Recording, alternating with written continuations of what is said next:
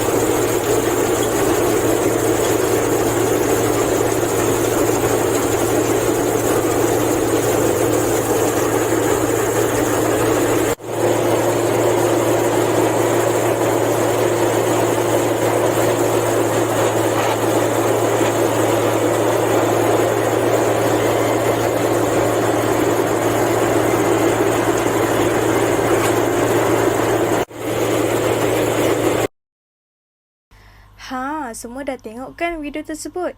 Jadi, cikgu nak tanya kamu, adakah kamu pernah melihat apa yang ada di dalam video tersebut?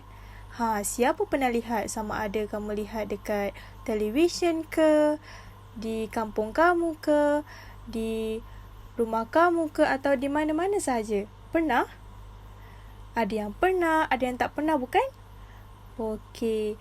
Oleh itu, cikgu nak tanya lagi kamu, adakah kamu tahu benda tersebut? Apakah benda yang bergerak-gerak tu? Mesin ke? Atau apa ya? Boleh tak kamu mengatakan apa nama bagi benda tersebut? Tidak tahu? Okey, tidak apa. Okey, untuk pembelajaran kita pada hari ini ialah tentang mesin ringkas. Di dalam video tersebut merupakan sebuah mesin padi yang mempunyai pelbagai jenis-jenis mesin di dalamnya. Jadi, kita teruskan dengan seterusnya. Apakah definisi mesin? Kamu tahu tak apa itu definisi mesin? Tidak tahu? Mari kita baca bersama-sama. Mesin ringkas ialah alat yang membolehkan kita melakukan kerja dengan lebih mudah dan cepat. Mesin ringkas juga digunakan dalam kehidupan seharian manusia, di mana di sini menyatakan bahawa mesin ini adalah untuk kita mempercepatkan lagi melakukan urusan kerja supaya lebih cepat, lebih mudah dan kita boleh gunakan dalam kehidupan seharian kita. Sehubungan dengan itu, terdapat 7 jenis mesin ringkas yang kita akan pelajari hari ini. Yang pertama iaitu tuas, yang kedua giar, yang ketiga roda ada gandar, yang keempat satah condong, yang kelima baji, yang keenam takal dan yang ketujuh skru. Mari kita lihat bersama-sama setiap satu persatu. Jenis mesin ringkas yang pertama iaitu tuas. Tuas adalah alat yang diperbuat daripada papan atau bar dan diletakkan di atas fulcrum, di mana contoh di sebelah sana adalah fulcrum merupakan yang berbentuk segitiga, di mana ia untuk mengimbangi sesuatu beban dan mengangkat sesuatu beban, di mana kita dapat lihat contoh jongkang, jongkit dan penyapu. Sebagai contohnya, kamu bermain dengan kawan-kawan kamu, bermain jongkang-jongkit. Kamu duduk di sebelah sana dan kawan kamu duduk di sebelah kiri. Kamu akan angkat kawan kamu ke atas. Jadi, itulah kegunaan bagi fulcrum yang berada di papan. Okey, betul. Seterusnya kita akan lihat yang kedua. Jadi, mesin ringkas yang kedua ialah giar. Gia ialah bahagian roda yang bergigi yang dipasang di dalam mesin. Seperti mana gambar yang sebelah, kita dapat lihat sebuah roda yang mempunyai gigi-gigi.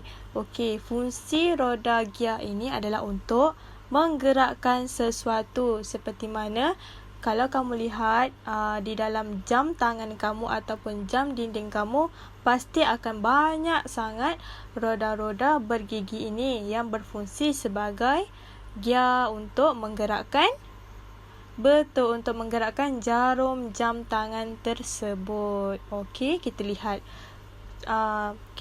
mesin ringkas yang ketiga. Seterusnya, mesin ringkas yang ketiga iaitu roda dan gandar. Roda dan gandar ini adalah sebuah mesin ringkas yang mempunyai roda yang dipasang pada gandar. Gandar tu apa, cikgu? Jadi kita dapat lihat gambar di sebelah merupakan gandar. Gandar tersebut adalah batang bagi membolehkan roda tersebut masuk ke dalam gandar. Okey.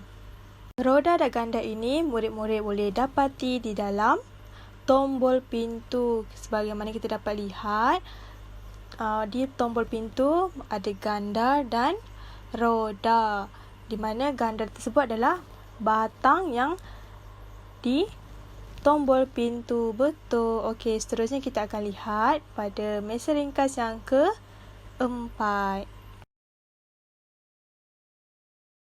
Mesin ringkas yang keempat iaitu sata condong. Sata condong merupakan permukaan rata yang satu bahagian hujungnya diletakkan pada ketinggian yang berbeza. Seperti mana kita dapat lihat, sata adalah permukaan rata seperti papan atau apa-apa saja yang permukaan rata. Di rajah berikut, kita dapat lihat seorang lelaki menolak almari menggunakan satah. Jadi kegunaan satah condong ini adalah bagi memudahkan manusia untuk menaikkan barangan ke atas dengan lebih mudah.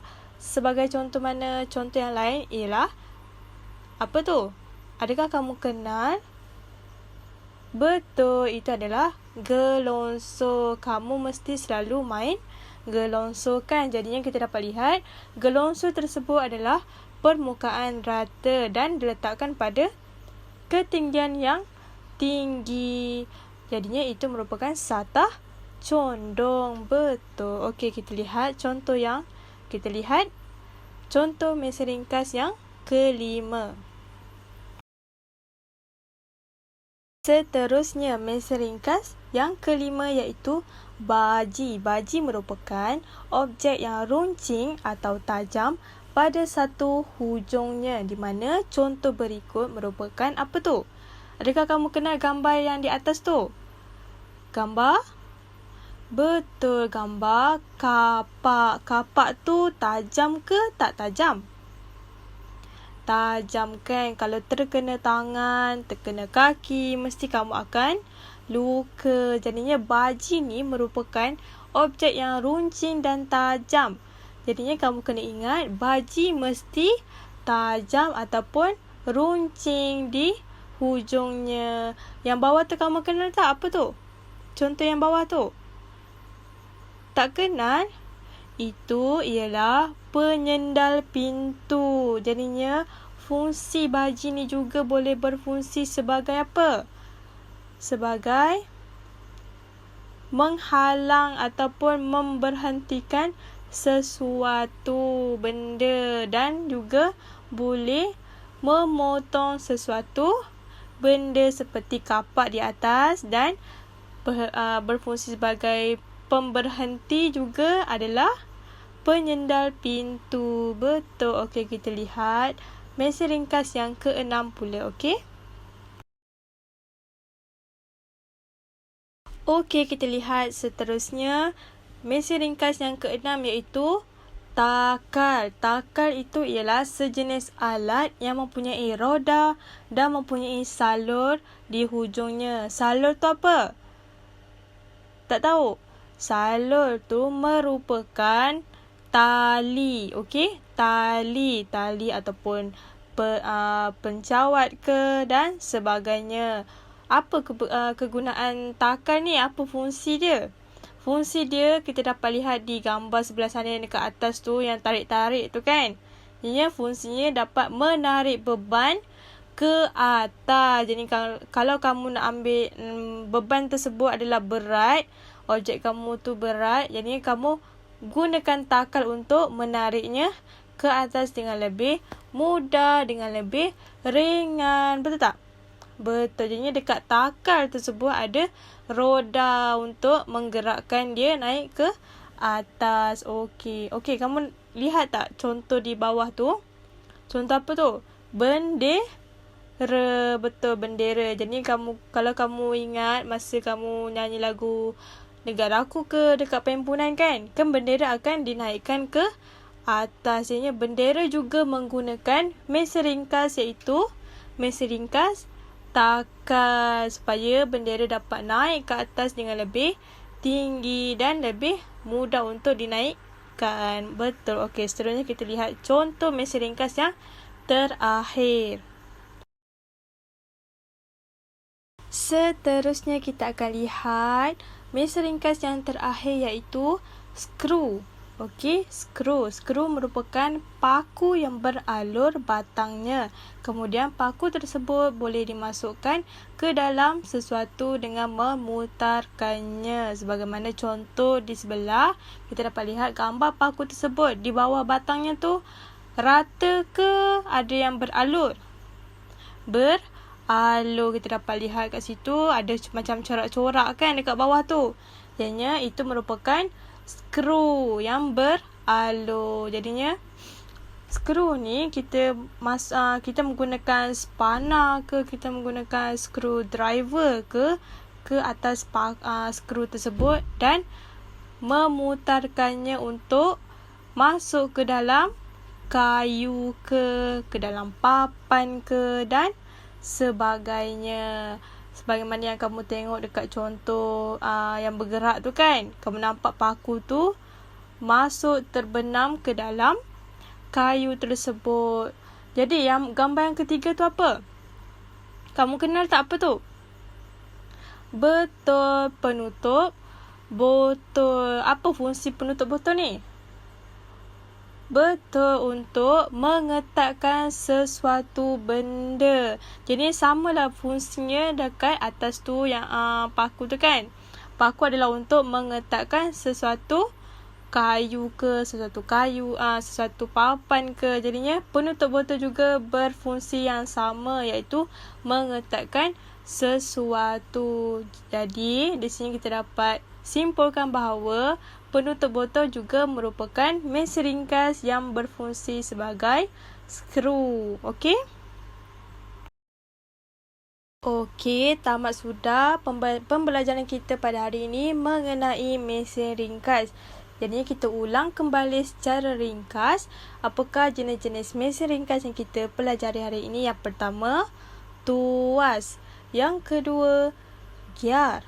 Yang ketiga, roda ada gandar. Yang keempat, satah condong. Yang kelima, baji. Yang keenam, takal. Dan yang ketujuh apa? Betul, yang ketujuh ialah skru. Jadi kesimpulannya pada hari ini, kenapa kamu rasa cikgu ajar kamu tentang mengenai mesin ringkas ni? Kenapa? Mesti bersebab kan cikgu ajar. Kerana murid-murid perlu mengetahui maksud mesin ringkas dan mengenal setiap jenis-jenis mesin ringkas yang ada, kerana murid akan mengaplikasikannya dalam kehidupan seharian, kerana setiap mesin ringkas yang ada adalah berada di persekitaran kamu semua. Jadi itu saja pembelajaran kita pada hari ini. Kita akan sambung pada minggu hadapan dengan topik yang berlainan. Jadi kita akan berjumpa lagi. Bye. Assalamualaikum.